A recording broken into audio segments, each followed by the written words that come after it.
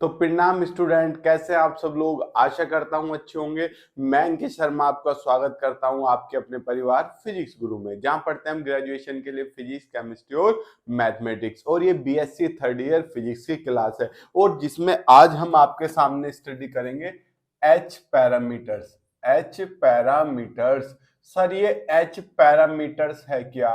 Here H stands for hybrid. अब hybrid आप जानते हो, हाइब्रिड होता है किसी में परिवर्तन करके उसकी कुछ चीजों में परिवर्तन कर देना। मतलब सर कैसे?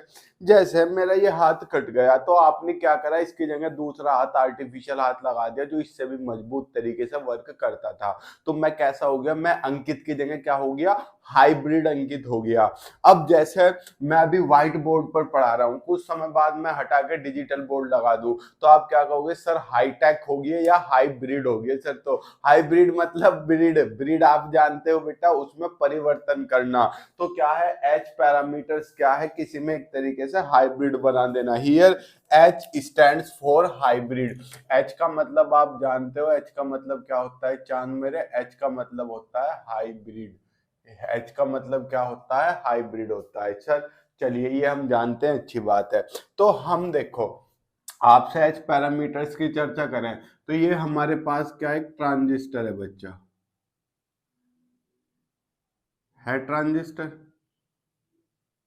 एनपीएन मान लो, या तो पीएनपी होगा या एनपीएन। कितने टर्मिनल है इसमें? 1 2 एंड 3।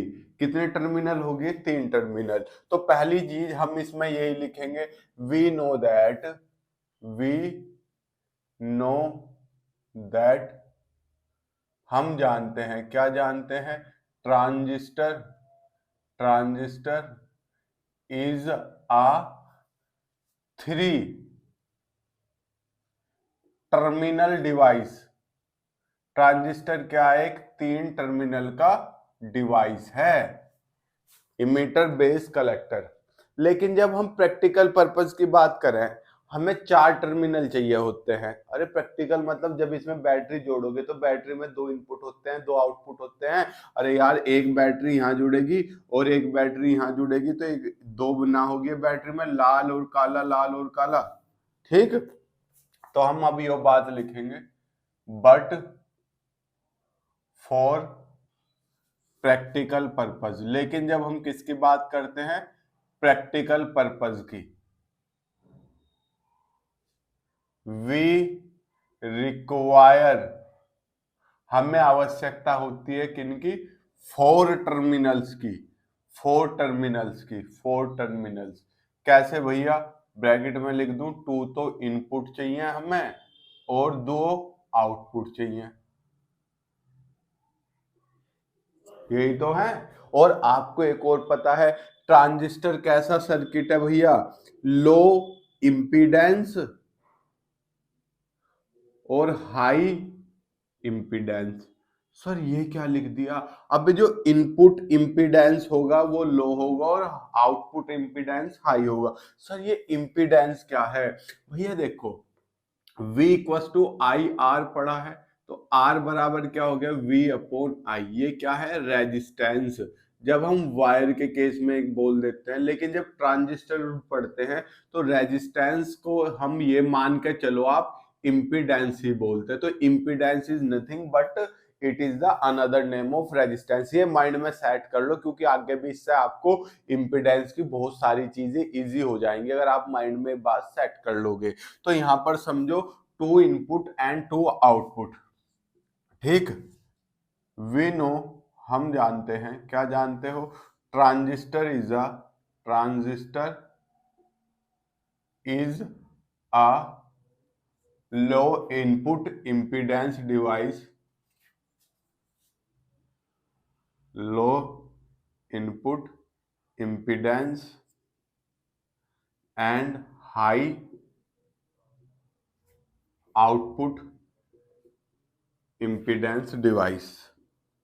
सर ये तो आपने बता दिया कि इम्पीडेंस क्या होता है, लेकिन ये इनपुट लो कैसे हुआ? अरे यार आपको पता है, इनपुट वाला हमेशा ट्रांजिस्टर में हम फॉरवर्ड बायस लेते हैं और आउटपुट वाला बेटा रिवर्स बायस लेते हैं।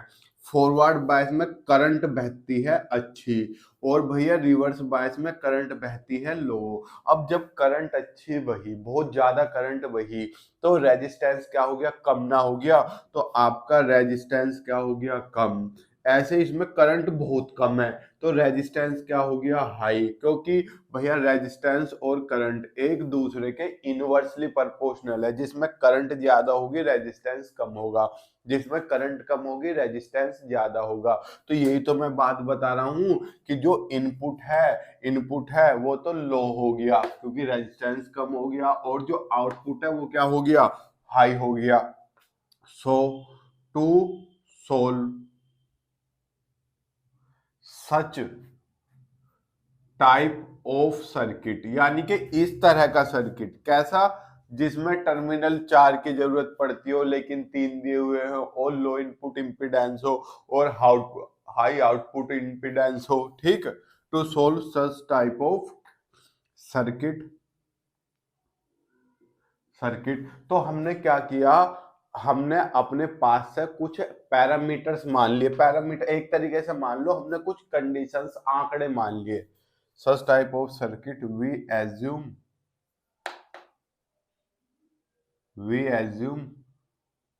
सम पैरामीटर्स। हमने क्या मान लिए, कुछ पैरामीटर्स मान लिए, ठीक। दीज पैरामीटर्स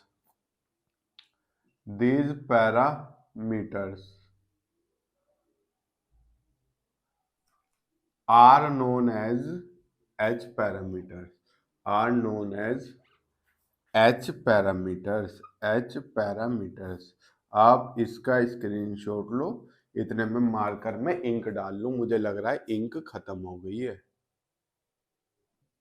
चलो मैं आगे आपको कुछ चीजें और इम्पोर्टेंट समझा देता हूं। अब हम समझ गए एच पैरामीटर्स है क्या। हमने अपने पास से ट्रांजिस्टर की कुछ वे थी उल्टी चीजें, उन्हें क्या क्या सोल्व करने के लिए कुछ हमने अपने पास से आंकड़े मान लिए कि इसे ये बोल देंगे, इसे ये बोल देंगे, तो उन्हें क्या बोलते हैं, एच, यानी कि हाइब्रिड पैरामीटर्स। अब समझने की कुछ चीजें समझने की कोशिश करते हैं। मान लीजिए ये कोई सर्किट है, ये मान लो ट्रांजिस्टर ही है कोई, ठीक। आपको पता है इसमें इधर बैटरी जुड़ेगी, ढंग से बनाता हूं। ये कोई सर्किट है, इसमें इनपुट हो गया ये, और ये आउटपुट हो गया। दो इनपुट हो गए, दो आउटपुट, बैटरी के दो इनपुट हो गए, दो आउटपुट हो गए। ये तो हमारा क्या हो गया बच्चा, इनपुट जो आप डाल रहे हो गन्ना, और बाहर क्या निकाल रहे हो, जूस, ये क्या हो गया, आउटपुट, ठीक। अब इनपुट हमने मान लिए, इनपुट जो करंट है वो I1 है, और जो वोल्टेज है वो V1 है। जो आउटपुट है वो करंट I2 है, और जो वोल्टेज मिल रहा है वो V2 है। इसमें तो कोई रॉकेट साइंस है नहीं।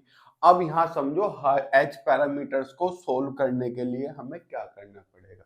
जब हम एच पैरामीटर सोल्व करते हैं तो अपने पास से दो इंडिपेंडेंट मानते हैं और दो डिपेंडेंट, यानी कि मतलब क्या है सर, हम मान लेंगे दो, जो या I1 V2 V1 V2 I1 I2, कोई से भी इनमें से दो क्या मान लेते हैं हम, इंडिपेंडेंट वेरिएबल्स, यानी कि वे किसी पर डिपेंड नहीं करते। और अदर जो हैं, अदर दो मान लेंगे, वे जो हमने दो इंडिपेंडेंट मानने हैं उन पर डिपेंड करने वाले।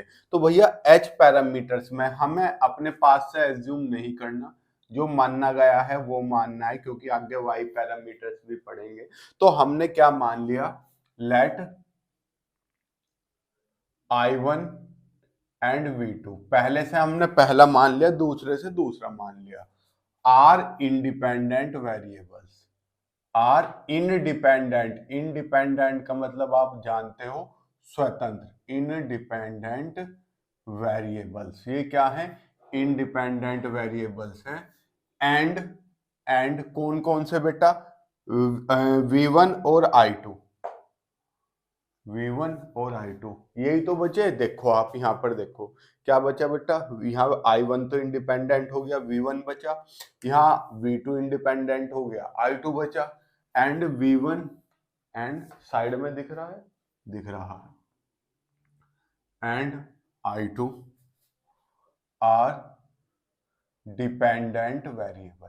भैया हमने बता दिया ये डिपेंडेंट वेरिएबल्स हैं। अब ये डिपेंड किस पर कर रहे हैं? डिपेंड किस पर कर रहे हैं बच्चा? देखो ये स्वतंत्र हो गए दोनों, ये क्या हो गए? डिपेंड करने वाले हो गए। डिपेंड किस पर करेंगे? मेरे पे? अरे नहीं, इन स्वतंत्र वालों पर। सच दैट, इस प्रकार, सच दैट इस प्रकार। कैसे भैया? v1 जो है हमने मान लिया फंक्शन हो गया किसका? i1 का और v2 का। एंड ऐसे ही i2 फंक्शन हो गया किसका? i1 v2 का।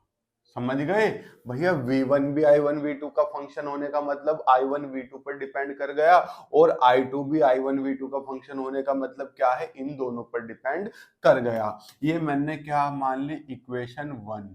ये क्या मान ली? इक्वेशन 2। अब इनका पार्शियल डिफरेंशिएशन कर दो। क्या? Partial differentiation. On partial differentiation of equation first and second. Sir partial क्या होता है? देखो जैसे हमने बताया मेरा u v का फंक्शन है x और y पर, तो इसका पार्शियल डिफरेंशिएशन का फॉर्मूला होता है du। अब u का एक बार x के रेस्पेक्ट में, एक बार y के रेस्पेक्ट में, एक बार x के रेस्पेक्ट में, एक बार y के रेस्पेक्ट में, du बाई dx। क्या कांस्टेंट? y। du की जगह जब पार्शियल करते हैं तो डेल लेते हैं। सर डी भी मान सकते हैं, हाँ, फिजिक्स में कोई इतना खास रोल है नहीं, ये कांस्टेंट। फिर इसका डिफरेंशियल लेते हैं प्लस, अब u का y के रेस्पेक्ट में x कांस्टेंट, फिर इसका कंप्लीट dy। तो ये तो आपको पता है फॉर्मूला। ये फॉर्मूला मैंने कोई रॉकेट साइंस नहीं, मैथ का फॉर्मूला है। तो कराओ मेरे साथ फर्स्ट का पार्शियल डिफरेंशिएशन। जब फर्स्ट का पार्शियल डिफरेंशिएशन करेंगे किसका? फर्स्ट का, तो हमें क्या मिलेगा? D v1 equals to del v1 upon del i1। क्या कांस्टेंट? v2 constant. क्या?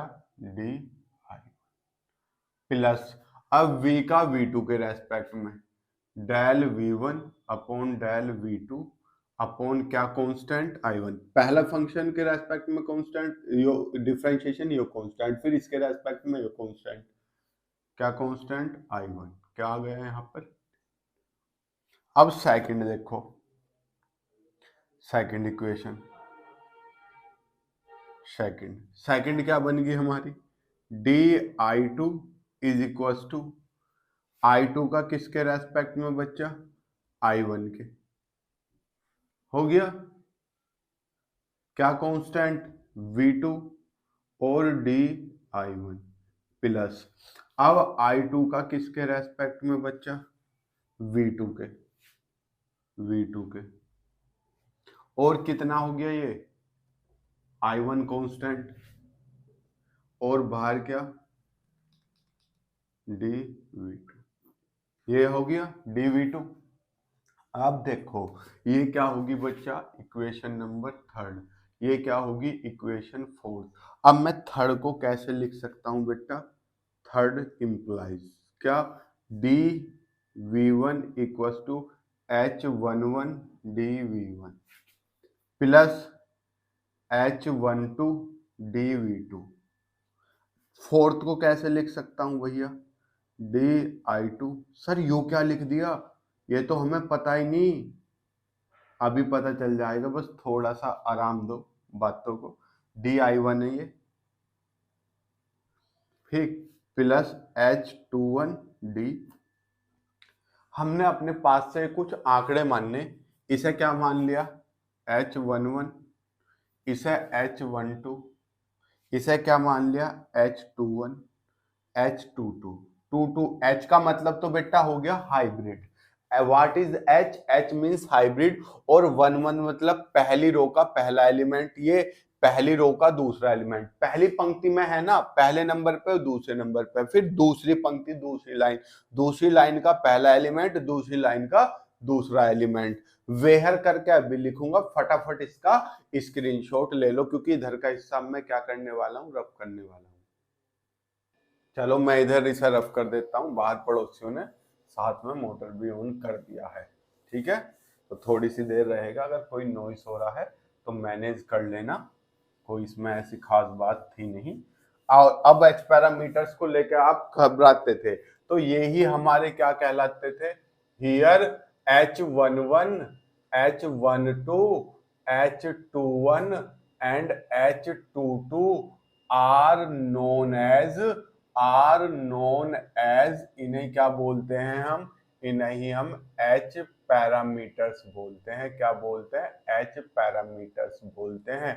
वेहर जहां पर आपका H11 क्या है, H12 क्या है, H21 क्या है और H22 क्या है। H11 कितना है हमारा, del V1 upon del I2, del V1 upon del I2। Constant क्या लेना भैया, V2। कांस्टेंट वाली टर्म लिखो या मत लिखो, वो आपकी इच्छा है। ठीक, ये क्या बन गया, H12 del V1 upon del V2, del V1 upon del V2। Constant क्या है आपका, कांस्टेंट है I1। यहाँ पर देखो H21 क्या बना, H21 बना del I2 upon del I1। Constant क्या हो गया बच्चा, V2। ये क्या बना, del I2 upon del V2। Constant क्या हो गया, I1। यही तो है हमारा यही तो है सारा का सारा। चलिए अब इनके नाम लिखना सीखते हैं, इनके नाम क्या क्या होंगे। नाम लिखने से पहले मैं इधर का हिस्सा रफ कर दूं, आपने आशा करता हूं इसका स्क्रीनशॉट इजीली ले लिया होगा। स्क्रीनशॉट जरूर ले लिया करो, तभी आगे का काम तभी कर पाओगे कॉपी में, या वीडियो पोज करके लिख लिया करो, जैसा आपको तो मन करे, आपकी इच्छा करे, आप मालिक हो प्रभु इच्छा। ठीक, अब यहाँ देखो भैया ये क्या है, V अपॉन आई, तो V बराबर क्या होता है, आई आर होता है, तो R बराबर क्या हो गया, V अपॉन आई। तो दोनों इनपुट है, आई आई है दोनों, तो क्या हो गया, पहले वाले 1 1 वाले कौन से थे, इनपुट, तो यो है तो इनपुट। और V अपॉन आई क्या होता है, रेजिस्टेंस। और मैंने बताया ट्रांजिस्टर वाले केस में रेजिस्टेंस को एक दूसरा नाम से पुकार लेते हैं, क्या, इम्पीडेंस। तो इसका नाम क्या हो गया, इनपुट इम्पीडेंस। और इसे लिखते क्या है बच्चा, एच आई। क्या लिखते हैं, एच आई। चलिए अब ये समझिए बेटा, हमने आपको याद हो गेन पढ़े थे, गेन, गेन का मतलब फायदा। हमने करंट गेन पढ़ा था, क्या पढ़ा था, करंट गेन। हमने करंट गेन पढ़ा था, करंट गेन में क्या बताया था, कितना डालकर कितना मिला। मतलब ये कोई सर्किट था, इसमें I1 करंट जा रही है और बाहर क्या मिल रही है, I2। यही तो हो रहा था, हमने यही तो बनाया था, दो इनपुट, इधर V1 V2, तो I1 डाल के I2 मिला, तो करंट गेन कितना हो गया बेटा, I2 अपॉन I1। ऐसी वोल्टेज गेन कितना हो गया, V2 अपॉन V1। यानी कि अगर कोई आपसे करंट गेन की डेफिनेशन पूछ ले, the ratio of output current with input current, voltage gain की डेफिनेशन पूछ ले, the ratio of output voltage with input voltage. लेकिन यहाँ लग तो सर ये वाला है ना, ये किसी ने भैया ABCD याद करी, कड़ी कहां तक, M तक, M तक, एम तक मतलब पढ़ी कैसे, मंगलू की माँ, ऐसे पढ़ी किस मास्टर थे जो उसे याद करना चाह रहे थे, लेकिन सडनली डिप्टी आ गए। डिप्टी जानते हो जो चेकिंग करते थे, उन्होंने पूछा बेटा ये क्या है।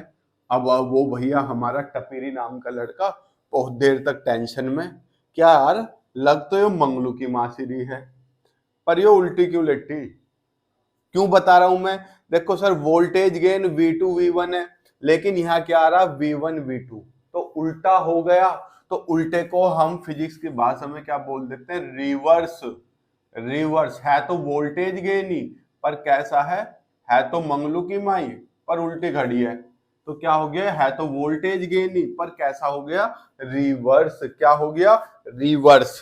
समझ गए। चलिए सर ये तो सीधा ही है, अरे सीधे को क्या बोलते हो, forward forward forward current gain, forward current gain. समझ गए, नहीं समझे, इसे क्या लिख दिया, एच आर, इसे क्या लिख दिया, H F. F stand for forward, R stand for reverse, I stand for input. चलिए बहुत आसान था।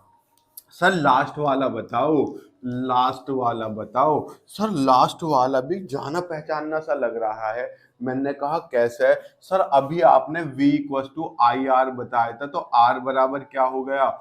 v upon I. और ये क्या है? वही मंगलू की माँ उल्टी है। ये क्या है? i अपॉन v है। पहले तो दोनों टू टू हैं, तो क्या हो गया? आउटपुट हो गया, आउटपुट। अब आउटपुट में है क्या? यो रेजिस्टेंस को क्या बोलते हैं? रेजिस्टेंस को क्या बोलते हैं बेटा? रेजिस्टेंस को बोला जाता है इंपीडेंस, लेकिन ये उल्टा है। अब उल्टा रेजिस्टेंस का कोई वर्ड नहीं था, तो उसे एक नया नाम दे दिया। क्या नाम दे दिया? एडमिटेंस। क्या? एडमिटेंस। उल्टा रेजिस्टेंस है, यानी कि क्या हो गया? एडमिटेंस। तो यहां पर मेरे एच पैरामीटर्स खत्म हो गए। यहां पर खत्म कर लो, नोट कर लिया। अब हम पढ़ेंगे नेक्स्ट टॉपिक। नेक्स्ट टॉपिक देखो, नेक्स्ट टॉपिक क्या है? इसका स्क्रीनशॉट ले लो। अब नेक्स्ट टॉपिक है यो, ठीक। ये नेक्स्ट टॉपिक में ये लिखने पड़ेंगे चारों, तो इस वजह से मैं इन्हें रफ नहीं कर रहा हूं। H parameters for common base, common emitter and common collector. H parameters for common base, common collector and common emitter. तो मैं H parameters for common base के लिए पढ़ा रहा हूं।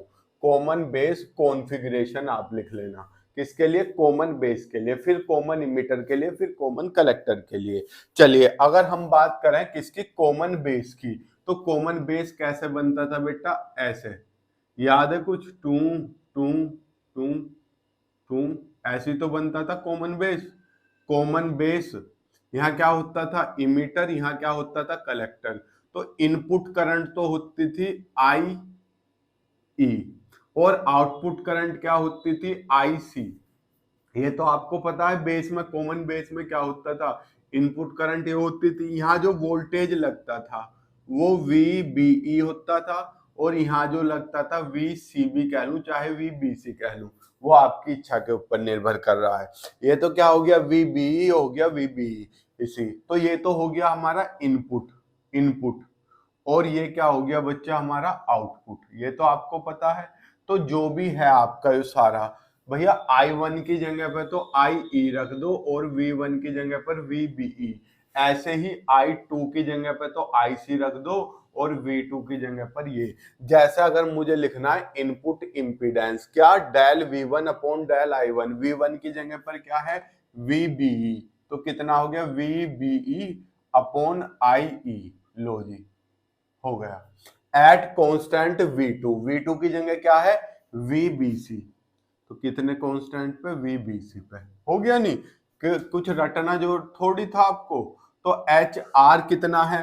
Del V1 upon V2। V1 कितना है आपका? V1 कितना है? VBE upon VBC।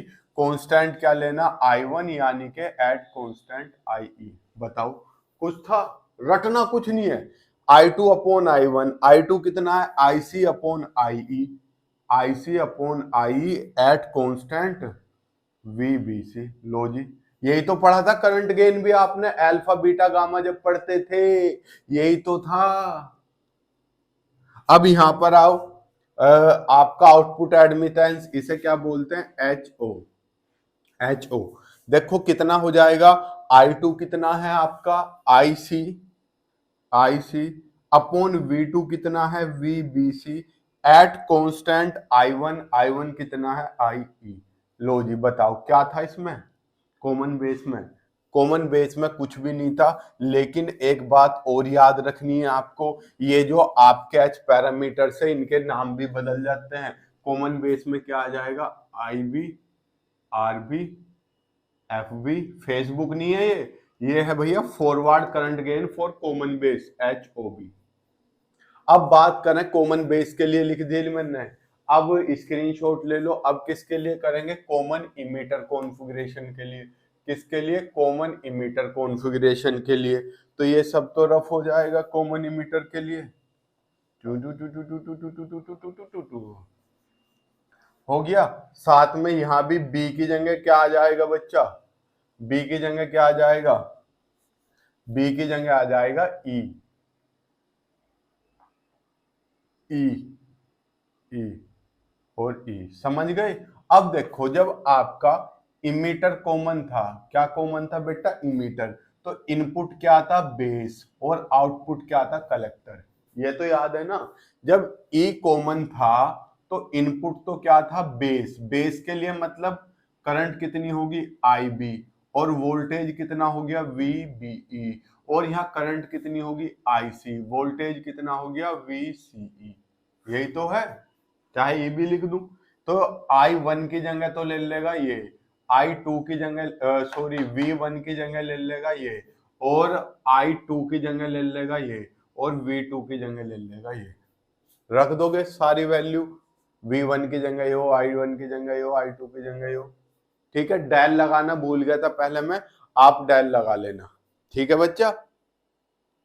ठीक, डेल की भी जरूरत नहीं है, मैंने आपको बताई थी तो थी। I two upon del i one लिख लो, चाहे i two upon i one लिख लो, डायरेक्ट लिख देना, फर्क नहीं पड़ता। लिख लोगे? यस, लिख लेना। अब देखो कॉमन कलेक्टर के लिए, किसके लिए? कॉमन कलेक्टर के लिए सीसी मोड। ठीक, कॉमन कलेक्टर में क्या था? अब मैंने एक चीज और बताई थी, जो छोटा होता है वो इनपुट। तो बेस और इमीटर में छोटा कौन है? बेस। और बड़ा कौन है? इमीटर। तो बेस क्या हो गया? इनपुट। तो यहाँ जो वी बी सी और यहाँ वी ई सी, यही तो हो गया बच्चा। ये वी टू की जगह वी वन की जगह आ गया, और ये वी टू की जगह पर आ गया। यहाँ इनपुट करंट आई बी यो आई वन की जगह पर आ गई, आउटपुट करंट आई ई यो आई टू की जगह पर आ गई। ठीक, और यहाँ आई ई की जगह कौन ले लेगा? सी। आई सी, आर सी, एफ सी, ओ सी। ठीक बच्चा, कर लोगे? स्क्रीनशॉट लो। यहाँ पर हमारी ये क्लास भी खत्म होती है। अभी ये आपके साथ में ये यूनिट भी यहाँ पर क्या होती है? समाप्त होती है। यानी कि आपकी यूनिट 1 और यूनिट 2 खत्म हो गई है। अब यूनिट 3 आपकी स्टार्ट हो जाएगी, 3 से 4 दिन में खत्म हो जाएगी। क्यों? क्योंकि यूनिट 3 मैंने ऑलरेडी पढ़ाई हुई है, यूनिट 4 भी पढ़ाई हुई है। बस मुझे वो वीडियो डालनी है, मैं वीडियो फेंकनी स्टार्ट कर दूंगा। मिलते हैं आपसे नेक्स्ट क्लास में, तब तक जय हिंद, जय भारत, प्रणाम, शुभ संध्या।